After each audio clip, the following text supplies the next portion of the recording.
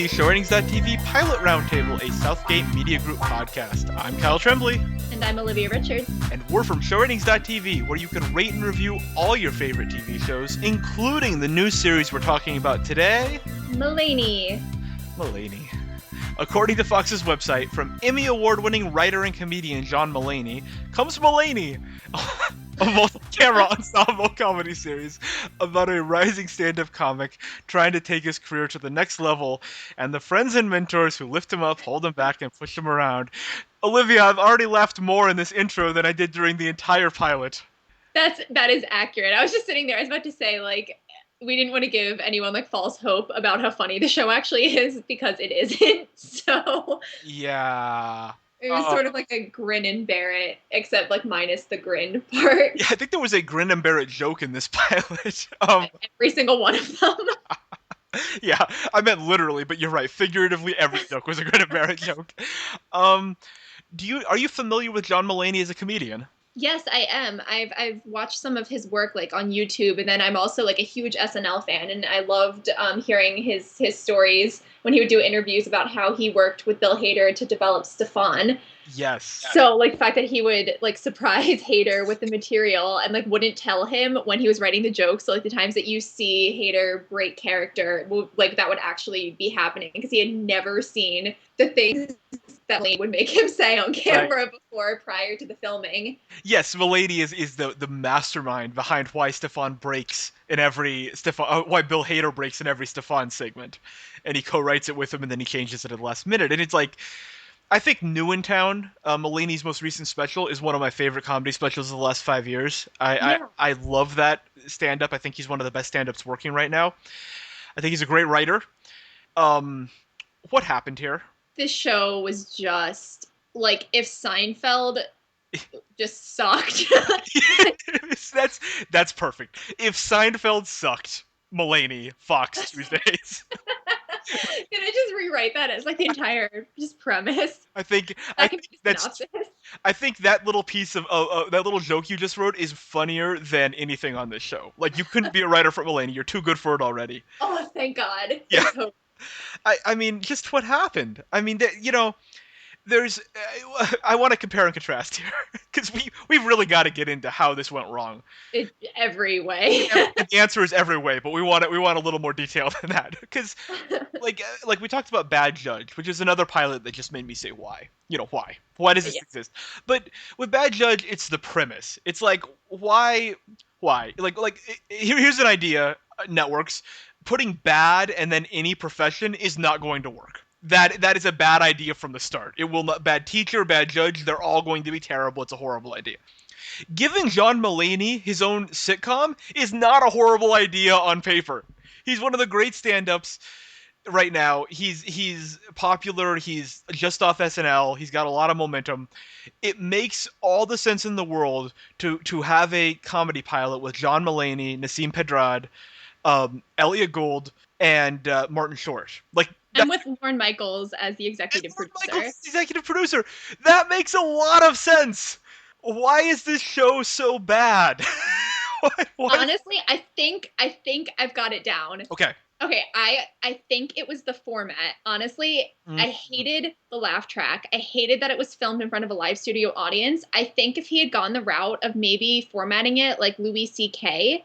and doing something that's a little bit more dry and kind of more filmed within the field and without that horrific laugh track, it could have been good. It could have been really, really good. And if they had just had him as a struggling writer working with a really difficult host who he has to follow around, and if they showed more of that, right, and if they actually made the characters complex, because they relied so heavily on oh, we have to be really funny, so we're just going to use character tropes, and it almost felt like they weren't interacting with each other at all. Mm-hmm. It was if 3 separate comedy stand-up routines walked into a room and tried to have a conversation. It's it wasn't even people. You hit on everything I was going to say. You've just covered my entire script. Oh, thank God. Because I was about to ask you, did this just feel like a bunch of stand-up comics doing bits?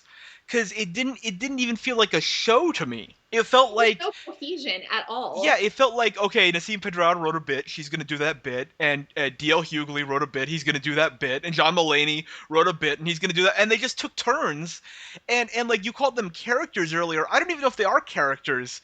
They just seem to be. I mean, the main character's name is John Mulaney, and it just seems like a bunch of comics getting together with no premise at all and just doing a bunch of bits and it basically went from one stand-up set to another and there was no cohesion. There was the story was so minimal and so bare bones and I just can't imagine why anyone would have any reason at all to latch on to this show in any way because if you're going to do a multicam sitcom those have worked in recent years. It's not like The Big Bang Theory is a multicam. How I Met Your Mother is a multicam. Like there are multicam sitcoms that aren't just like the CBS garbage that the Millers or something. Like there's at least some track record of multicams having a degree of critical success and being good in one way or another. And so like it's not impossible for the it's not like the format is the only thing holding this show back. Um Literally everything about the show is holding itself back. Like it's Oh, just it was so bad. And it's just I think and it's so sad because like John Mulaney, like he's such a smart writer. He's yeah. such a brilliant comedic mind. But the way that they basically like the way that they kind of deliver the jokes to the audience, like I think to Yeah. have successful comedy, you have to know that your audience is smart. And in this light and like listening to these jokes, like I think they thought the audience was just full of idiots. Like we were being spoon fed Yeah. these jokes and like the entire premise of what's his face's stand-up routine problem bitches. I'm like, I That was upsetting. don't know what I'm watching. This is horrible. Like this isn't funny. The only funny parts were Mulaney's actual stand-up bits. Right. Which were also like watered down for TV. Like he changed a little.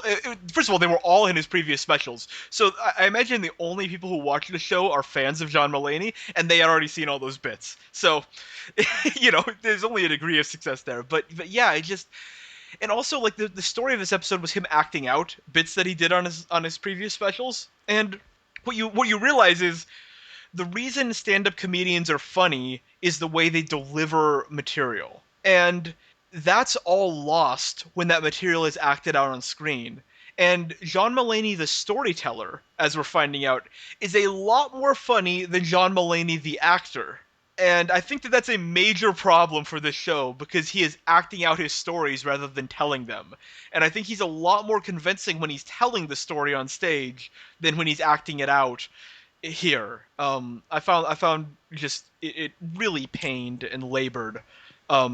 And he frankly I think struggled a bit as the lead of the show. I'm Yeah, sorry to say. absolutely. There was just no connection None at all. I mean, whatsoever. negative chemistry. Yeah, again, it's just everyone doing separate bits.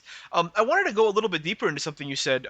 The comparison to Louis C.K. you made, I think, is really worth exploring because Louis C.K. as a I mean, obviously, like, I would love it if every show was Louis, right? Like if every show was just someone who was a genius being given a budget and a camera and told to go do something. Like, wouldn't that be a great television landscape? Oh my god, I would never turn off my TV if I that know. was the case. It'd be great. And so you think like you could do that with Mulaney, but something with Louis C.K. is that he is so intensely personal and introspective. Like all of Louis C.K.'s comedy is about his experience with the world, and a lot of times he's sort of exposing the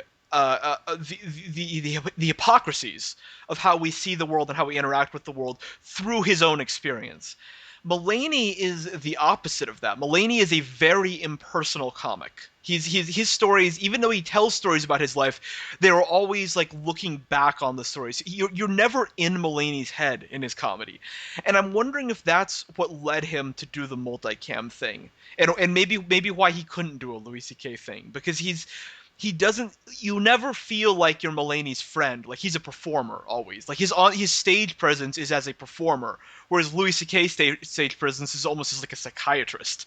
You know, it's like I'm just thinking about that. I'm wondering if you have a take on that, like on how maybe Mulaney's just who he is as a performer sort of limits what he can do from a sitcom perspective.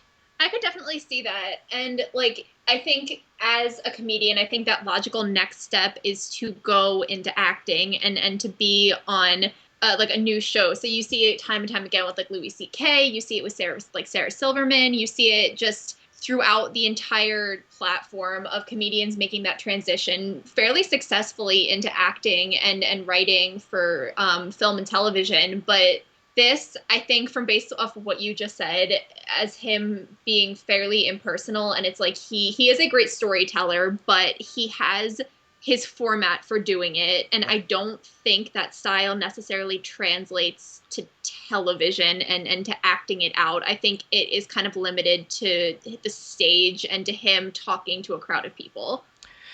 Yeah, and I've heard, you know, I've been listening to interviews with him, and it does seem like he did the multicam because he was comfortable with it, which is that, you know, he's used to being in front of the stage, he's used to performing in front of people, and I kind of wish he had went out of his comfort zone here and did something a little more interesting, like you were saying. I kind of wish that this was a single cam. And maybe if he's not comfortable with it, maybe put someone else in charge. You know, maybe have the sitcom be Mulaney, but have a more veteran showrunner, someone who can sort of get something out of him, and maybe play to his advantages as an actor a little better. Because asking him to anchor this show alongside someone like Martin Short, who's always going to go like 10 times too big for the scene he's in, is really tough. Like just seeing him with Martin Short is really rough. And I don't know, it just didn't work on any level. You know? No, it really didn't. There was just no chemistry between any of the actors. Like we said before, it was literally like just three people standing in a room, like doing their own thing, and there was just no cohesion between any of it. Yeah. All right, Olivia, thumbs up or thumbs down on Mulaney? All the thumbs down. All the thumbs down. At least we could say one thing for loyal fans of the Pilot Roundtable podcast. As bad as this was, at least it wasn't like Manhattan Love Story that made us like upset. Like, right? Like, it wasn't offensively. Yes, there were aspects of stereotypes, and they did kind of play on like race and gender as part of the joke, but it wasn't to like a deeply human offense sort of deal. Yeah, it wasn't like it was as offensive as like a normal episode of a CBS sitcom. You know, like it was as offensive as an episode of The Millers or something. You know, like just like dumb jokes about race and like you said, the whole problem bitch joke was asinine, and I never did get it. I didn't even get what they were going for. Like, it's not that I didn't get the joke. I don't know if I was supposed to get the joke or not, or if that was the joke itself, that it wasn't funny, but I didn't get any aspect of it. But yeah, it's no more offensive than something you'd see on CBS, whereas like Manhattan Love Story is like perpetuating stereotypes, and I mean we won't even get into Stalker. So I mean, like, yeah, I guess Mulaney, it could have been slightly worse. I guess is my tagline for Mulaney. There's a positive thing to say. That's my one positive. All right. So that concludes this episode of the ShowRatings.tv Pilot Roundtable. We invite you to check out this and other Southgate Media Group podcasts at southgatemediagroup.com and to read about, rate, and discuss all your favorite shows at ShowRatings.tv. You can follow me on Twitter at KyleLovesTV, Olivia at RichardsOlivia. I knew I was going to do that. Who am I? Who are you? And ShowRatings at ShowRatingsTV. Until next time, thanks for listening. If you would like to donate to help pay for this and other Southgate Media Group podcasts, simply go to our website, southgatemediagroup.com, and click on the donate button. It can be as little as $1 or, well, as much as you want. Help keep this fun going by supporting this and our other shows. Thanks again for listening, everyone. You're the best fans in the world.